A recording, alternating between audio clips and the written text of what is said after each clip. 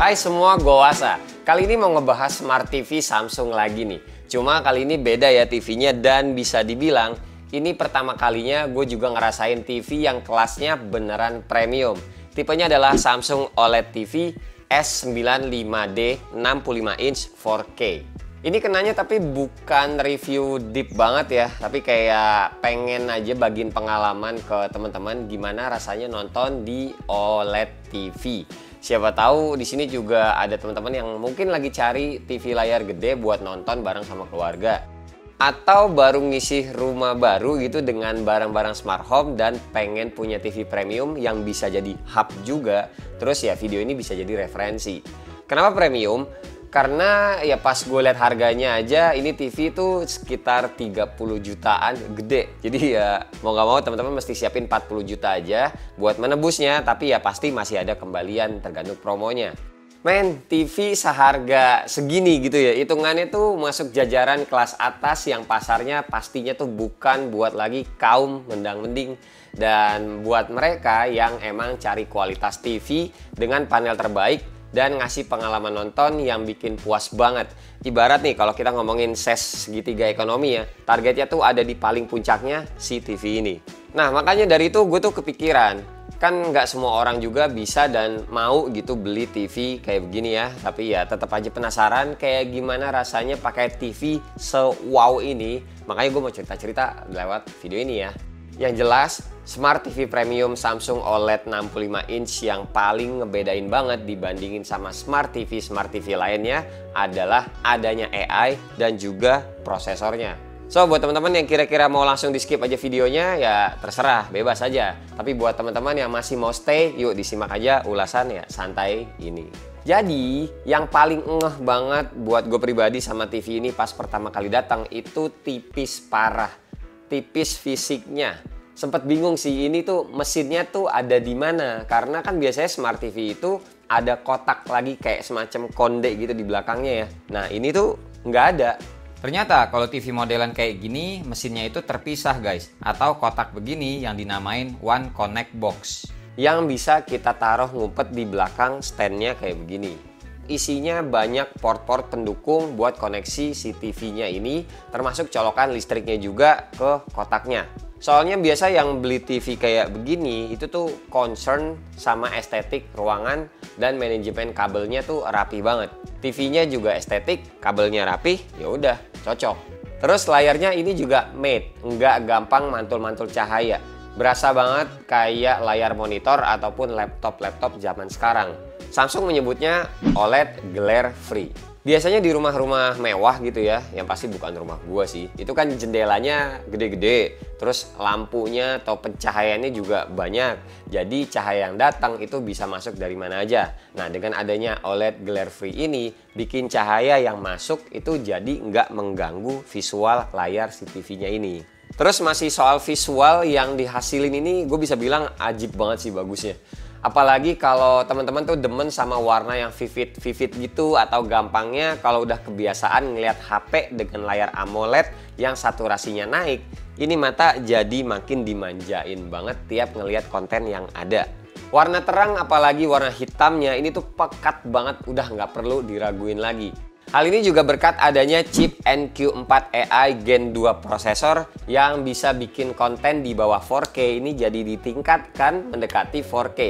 Karena layar 65 inch ini tuh gede ya guys. Jadi resolusi 4K menurut gue juga emang penting banget biar pixelnya tuh makin rapat, gambarnya jadi makin tajam. Tuh dia, garis-garis bambunya foreground, backgroundnya tuh tajam gitu loh. Buat setting-settingan picture quality kayak biasa, ada banyak modenya. Tapi utamanya mesti pilih intelligence mode-nya dulu, mau di on atau di off-in. Nah kalau di off-in, pilihan picture mode-nya jadi lebih banyak. Kayak ada settingan dynamic, standar, eco, movie, dan filmmaker mode. Sedangkan kalau intelligent mode-nya di on-in, ini tuh yang sebenarnya lebih enak sih, karena biarin aja si AI-nya bekerja sendiri, nampilin konten-konten SDR-nya jadi lebih dramatis. Picture mode-nya berubah jadi cuma ada 3 pilihan. Optimize, nah ini tuh termasuk yang gonjreng banget mata gue ngeliatnya. Terus ada eye comfort, Kalau yang ini jadi lebih agak warm, tetap nyaman ngelihat warna yang disajikan, dan juga AI customization. Nah, di sini kita mau custom kayak gimana? Biasanya kita tuh ngelihat konten-konten yang di TV itu disesuaikan dengan sikon yang ada. Kayak kalau ngelihat konten olahraga, teman-teman tuh demennya warnanya kayak gimana. Terus kalau lihat movie itu suka tonnya juga yang warna itu kayak gimana. Dan terakhir kalau ngelihat konten-konten standar, film-film random general kayak gitulah, teman-teman juga sukanya kayak gimana tonnya. Semuanya terserah kita di awal pada saat nyeting-nyetingnya. Nantinya AI-nya akan bekerja sendiri menyesuaikan gambar dari film yang sedang kita tonton ke depannya. Tapi kalau gue ditanya pribadi sendiri sih, gue demennya yang eye comfort sih. Aman aja gitu nontonnya walau di ruangannya tuh nyala terang ataupun lagi gelap. Nggak bikin mata kesilauan tiap kita melihatnya. Tapi kalau teman-teman seneng yang setting-settingannya lebih expert lagi, soalnya tampilan layarnya ini tuh ada juga settingan dan ini bukan sekedar setting brightness ataupun kontras doang. Nih teman-teman bisa lihat sendiri settingan itu ada banyak, bahkan sampai ke settingan gamma, shadow, color booster, peak brightness-nya, dan yang lain-lain. Monggo dah di setting-setting sendiri sesuai selera mata ya. Pokoknya nonton Netflix aja ini tuh filmnya yang pastinya udah banyak support 4K ataupun HDR10+ dan yang lain-lain, semuanya tuh enak banget dilihatnya, smooth parah. Udah kelihatan kan bedanya sama smart TV yang lain yang biasanya udah pernah gue bahas. Lanjut sekarang ke bagian soundnya. Kita ngelihat dari fisiknya dulu ya, yang di belakang nih ada di baliknya. Dan ini tuh tipis, tapi totalnya Samsung bisa naruh 8 speaker di belakang. Kelihatan juga bedanya kan kalau sama smart TV yang lainnya itu biasanya cuma ada 2 speaker di bagian bawahnya, di samping kanan kiri, logo yang ada di tengahnya. Settingan soundnya pun ini defaultnya ada 2 mode, ada standar, ada amplify. Yang amplify ini berasa lebih kencang dan ngebas lagi suaranya.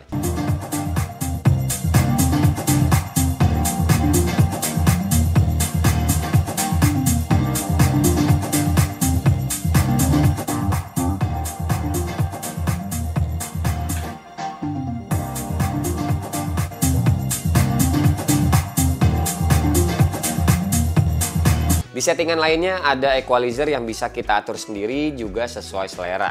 Bahkan kalau teman-teman punya speaker tambahan ada opsi yang namanya Q Symphony yang bisa ngebantu ngasih suara yang cocok juga. Sayangnya di sini gue nggak punya sih speaker lain gitu ya. Jadi ya at least ada keterangannya seperti inilah, kalau teman-teman punya nanti disambungin aja. Kemudian yang di bagian expert setting soundnya ada banyak banget juga setting-settingan tambahan lainnya. Kalian bisa lihat sendiri nih. Cuma tetap sih kalau menurut gue yang beli TV ini tuh emang baiknya ataupun biasanya itu punya semacam soundbar atau sound system lainnya yang bisa disambungin ke TV-nya ini. Soalnya ada port optikalnya juga buat audionya pasti. Soalnya juga kebayang lah yang beli TV semahal ini, rumahnya juga kayak gimana gedenya. Harusnya juga nggak susah buat mereka itu nambah sound system lagi ya. Tapi kalau menurut gue pribadi, pakai speaker bawaannya aja udah cukup banget, bahkan di atasnya cukup sih. Suaranya tuh kayak menggema gitu loh, gede seruang tamu ini yang gue lagi syuting. Kalau volumenya agak digedein dengan bass yang kedengeran lumayan bulet. Anyway, listrik dari TV ini maksimalnya itu 440 watt. Ngerti kan ya maksudnya maksimal? Bukan semerta-merta teman-teman baru nyalain ini TV-nya langsung 440 watt gitu. Enggak.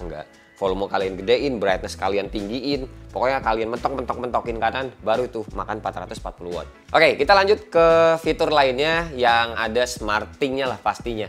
Yang biasa tetap bisa kita pantau dari TV ini. Makin enak kalau punya device home appliances lainnya di rumah dengan brand yang sama atau satu ekosistemnya ya Samsung. Buat mirror screen juga yang biasa kita tahu di Smart TV Samsung ini kan kita bisa multi view ya. Kalau di Smart TV lainnya biasanya tuh cuma bisa nge-cache satu handphone kita doang ke TV-nya dan ya udah layar TV itu jadi layar handphone kita. Nah kali ini layarnya itu bisa di split jadi 2 kalau di TV ini. Yang satunya tetap nampilin handphone kita dan yang satu lagi nampilin konten dari TV-nya ini sendiri. Terus ini TV juga bisa nge-cache ya kamera dari handphone kita mirroring ke TV-nya. Cocok buat dipakai misalkan kita mau olahraga atau hal lainnya yang ada instrukturnya. Di sebelah kita bisa lihat konten-konten dari YouTube misalkan, dan layar di sebelahnya ini nampilin gerak-gerakan kita udah sama belum sama coachnya dari video tersebut. Jadi kayak gimana ya, kayak ala-ala ada cermin gitu di depan kita. Oh ya, hampir lupa, dari sisi security TV ini juga mirip nih kayak handphone Samsung yang ada zaman sekarang, yakni adanya Knox Matrix yang akan memproteksi dari malware saat kita menginstal aplikasi-aplikasi tambahan yang nantinya ke TV ini ya, termasuk akun-akun streaming kita tuh bakalan lebih aman. Terus tiap aplikasi juga bisa dikunci sama orang tua, jadi lebih aman nih dalam pemakaian TV ini ke depannya sama sang anak. Ada juga fitur gaming mode, dan ini tuh kayak apa ya, settingannya tuh sama kayak kemarin gue sempat bahas di video monitor kemarin. Ini gue coba mainin pakai PS5 yang pastinya 4K-nya jalan dan juga SDR-nya auto on. Cukup pakai kabel HDMI bawaan si PS-nya ini, gue nggak ganti-ganti lagi.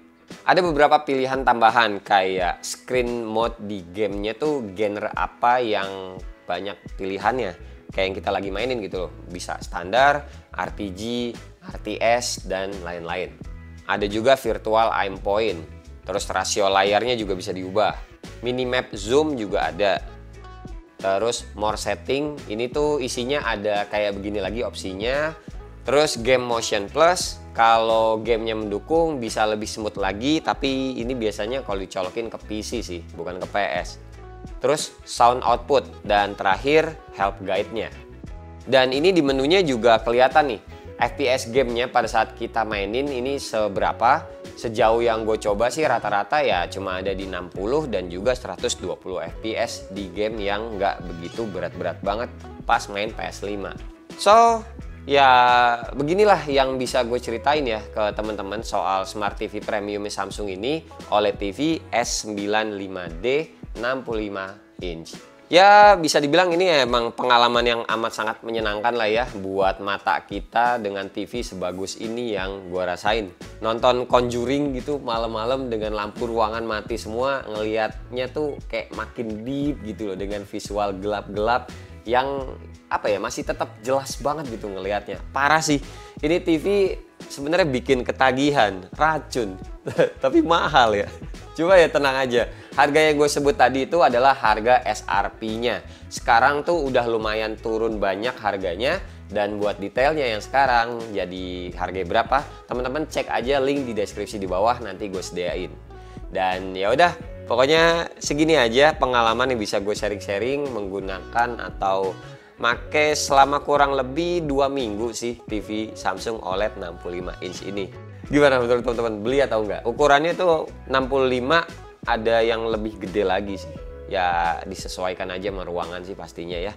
Pokoknya tulis di kolom komentar di bawah ya, kita sharing-sharing bareng. So terima kasih buat teman-teman nih udah nonton dari awal sampai akhir. Sampai ketemu di video selanjutnya. Bye-bye. Cheers.